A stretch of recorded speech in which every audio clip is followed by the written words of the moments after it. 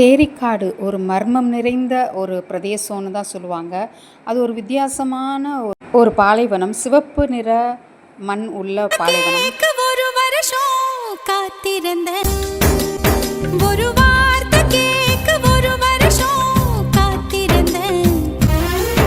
இந்த பார்வை பார்க்க பகலிரவா பூத்திருந்தேன். சூரியன சூரியன சுருக்கு பையில் நான் அள்ளி வர ஆசைப்பட்டேன்.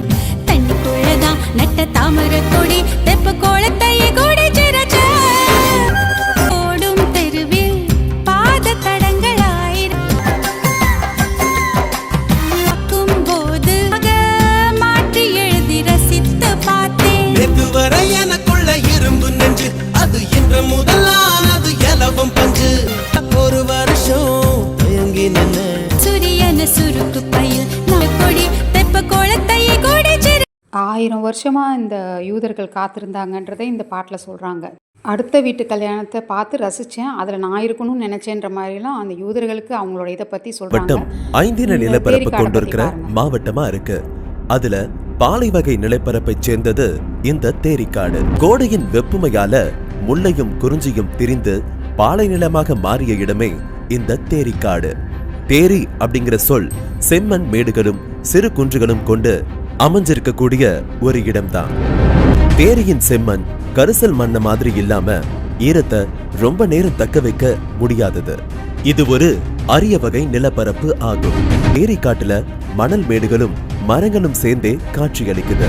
கண்ணுக்கு எட்டிய தூரம் வரைக்கும் சிவப்பு வண்ணத்துல இந்த தேரி மண் துலங்கும். இதுல நடந்தா பாதங்கள் புதையும், நடைவேகம் தளரும். காற்றோட வேகத்தால 25 மீட்டர் உயரம் வரைக்கும் சில நேரம் மணல் குவிஞ்சிடும். பள்ளமான இடம் கூட சில நிமிடங்கள்ல பல மீட்டர் உயர செம்மல் குன்றா மாறி காட்சியளிக்கும். தூத்துக்குடி, திருநெல்வேலி, விருதுநகர், கன்னியாகுமரி மாவட்டங்கள்ல தூத்துக்குடி மாவட்டத்துல திருச்செந்தூர் அருகே இருக்கக்கூடிய 4 மாவடி, புதுக்குடி, சோனகன்விளை, காயாமொழி, பரமன்குறிச்சி, நாசரித் போன்ற ஊர்களில் பறந்து விரிஞ்சு கிடக்குது இந்த செம்மண் பூமி. குதிரை மொழி தேரி. திருநெல்வேலி திருச்செந்தூர் சாலையில குறும்பூர் அருகே 4 மாவடி திசையன்விளை வழியாக இந்த சிவப்பு மணல் தேரிய அடையலாம். இதன் பரப்பளவு 12,000 ஏக்கர், கிட்டத்தட்ட 50 சதுர கிலோமீட்டர் பரப்புல விரிஞ்சிருக்கிறதா மணல் குன்றுகள் நகர்ந்தபடியே இருக்கிறத நாம பார்க்கலாம். அந்த சமயத்துல மழை பொழிவும் அபூர்வமா நடப்பதுண்டு. அந்த நேரத்துல திசையை கண்டுபிடிச்சு அதுக்குள்ள பயணிக்கிறது அப்படிங்கிறது ரொம்ப சிரமம். திரும்பிய இடம் எல்லாம் மணல் குன்றா காட்சி தரும். தேரிக்காட்டு பள்ளங்கள்ல நீர் தேங்கும். இந்த தேரி மண்ணுக்கு கீழேயே களிமண் படிவங்கள் இருக்கிறதுனால அதுக்கு தண்ணீரை தானாவே சேமிச்சு வைக்கக்கூடிய தன்மை இருக்கு. அது செயற்கை ஏரி போல காட்சி தரும். தண்ணீர் தேங்கி இருக்கக்கூடிய காலத்துல அதை சுத்தின பகுதிகள்ல சிறிய காடு உருவாகும். இந்த செம்மணல் தேரி கடல் சீற்றத்தால உருவானது கிடையாது அப்படின்னு சில ஆய்வாளர்கள் உறுதி செஞ்சிருக்காங்க. கடல் பொங்கி மணல் மேடு ஏற்படல. அப்படின்னா சிவந்த மணல் மேடு உருவானதற்கு முறையாக பதில் இன்னும் கிடைக்கல. மணல் 3 அடுக்குகளா இருக்கிறதா தெரிய வந்திருக்கு. அடியில இருக்கக்கூடிய முதல் அடுக்கு 8000 ஆண்டுகளுக்கு முந்தியது. அதன் மேல் 2வது அடுக்கு 5000 ஆண்டுகளுக்கு முற்பட்டதா இருக்கலாம். மேல்தளம் 2000 ஆண்டுகளுக்கு முன் படிஞ்சிருக்கலாம் அப்படின்னு கருதப்படுது. மணலுக்கு அடியில இறுக்கமான செந்நிற களிமண் தென்படுது.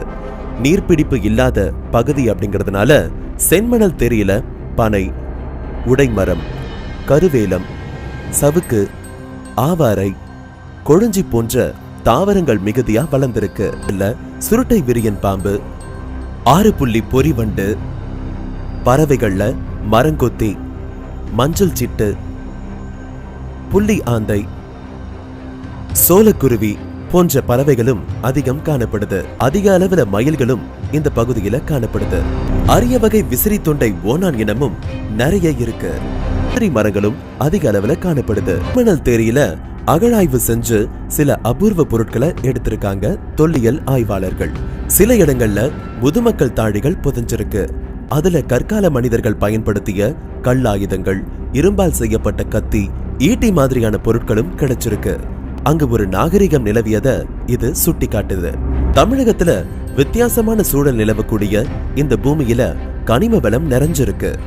இல்ம்னைட், கார்னெட், சிர்கான், இருட்டைல் போன்ற கனிமங்கள் அதிகமா இருக்கு. இந்த தேரிக்காட்டுல பல சிறு பெருங்கோவில்களும் இருக்கு. அதுல சிறப்பு வாய்ந்ததா கருதப்படுறது ஐயனார் கோவில். குறிப்பா தேரி குடியிருப்புல அமைஞ்சிருக்கக்கூடிய கற்குவேல் ஐயனார் கோவில் மற்றும் மேல புதுக்குடியில அமைஞ்சிருக்கக்கூடிய அருஞ்சுனை காத்த ஐயனார் கோவில். கற்குவேல் ஐயனார் கோவில்.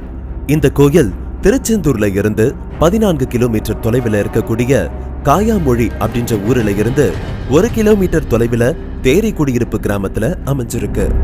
இந்த தலத்துல குடிக்கொண்டிருக்கும் மூலவரான ஐயனார் கற்குவா அப்படிங்கிற மரத்துல இருந்து தோன்றினதா சொல்லுவாங்க.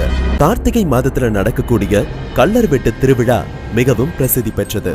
அருஞ்சுனை காத்த ஐயனார் கோவில். திருநெல்வேலியில இருந்து திருச்செந்தூர் செல்லக்கூடிய பாதையில குரும்பூரில் இருந்து 5 கிலோமீட்டர் தொலைவிலும், அம்மன்புரத்துல இருந்து 3 கிலோமீட்டர் தொலைவிலும் மேல புதுக்குடியில கோவில் அமைஞ்சிருக்கு.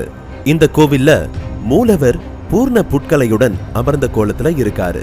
அச்சாத சுனையும் இதன் பக்கத்திலேயே அமைஞ்சிருக்கு. அக்னி உத்திர திருவிழா சிறப்பாக நடைபெறுது.